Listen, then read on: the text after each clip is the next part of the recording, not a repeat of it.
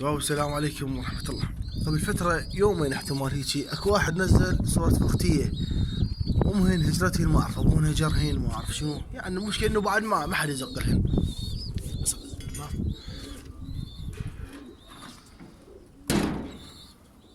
انه ما حد يزقلهن.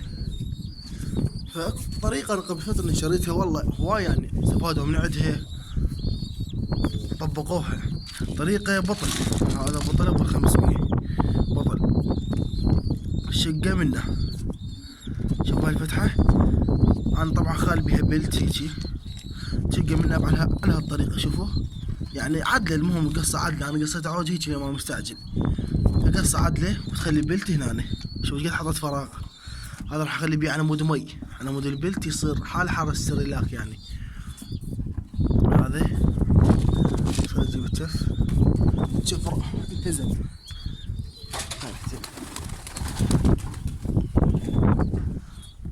هذا طبعا جف مال صيدلية، اي جف هذا مال صيدلية، بس لو انخ طلع من عنده اصبع.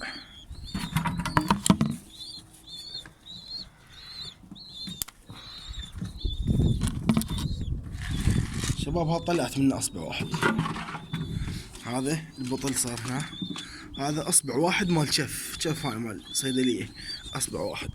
خليني افكه على مود اشوفكم شلون قاعد، خليني قاعد الاصبع.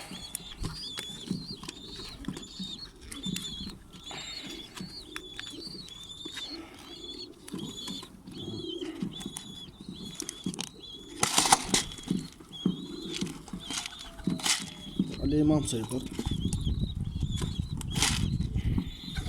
طبعا. هاي تستفادون من هالطريقة هواي والله. يعني هسه ذني افراخ، هذني افراخ يمكن جبتهن عمر 3 ايام 4 ايام من عمي. شوف زقيتهن على هالطريقة. شوفوا خبرانات. هاي زواج البيض هم ابوه الراخ ومن قامت مزق لهن، كبرتهن والحمد لله والشكر مشى الامور. شوف هاي بعد ما مزقهن طبعا، هاي حصلتهن من الصبح، هاي من الصبح يزقهن. هسه انا هم سويت على مود يزقهن. خلي اعلمكم طريقة. هسه هذا قاعد الجف على هالطريقة، الزرفو خلي اجيب شو اسمه الزرفو. انا ولا محضر غراضي، بس هاي للفائدة والله تستفادون من عندها. وياكو طيور مثلا عمر معين وابوهن يعوفن، فخطية. شوفوا من هنا الزرفو،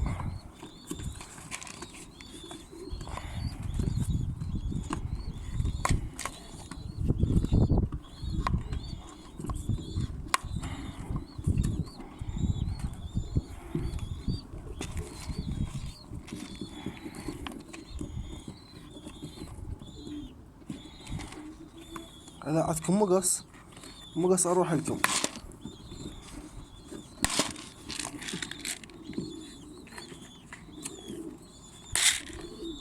شباب زرفوه بهالطريقة، بس خلي اسحبها.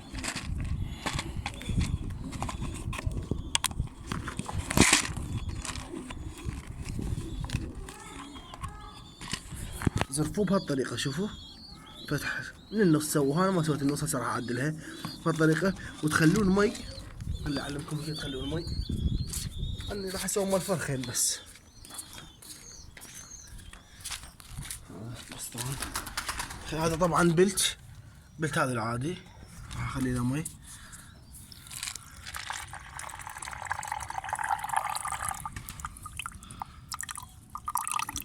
هاي هالمستوى هم راح اخلي بعد بلت فوقه. هذا راح ابقى اخوط بيه لحد ما يصير يعني حال السريلاك. والطريقة والفيديو الثاني راح ارفقوا هذا الفيديو اعلمكم بيه شلون تزقون وتخلون منقار مال الفرخ به، علموا يتعلم بصورة صحيحة ويظل يزق بصورة صحيحة. يزقون مرتين باليوم لا تردون، بس كل يزق من هذا المضبوط يعني. في الساعة ب11 الصبح بال10، والزق الثانية ب8 ب9 على مود يبقى الحوصة مالته متروسة. وان شاء الله ارجع لكم فيديو قصير.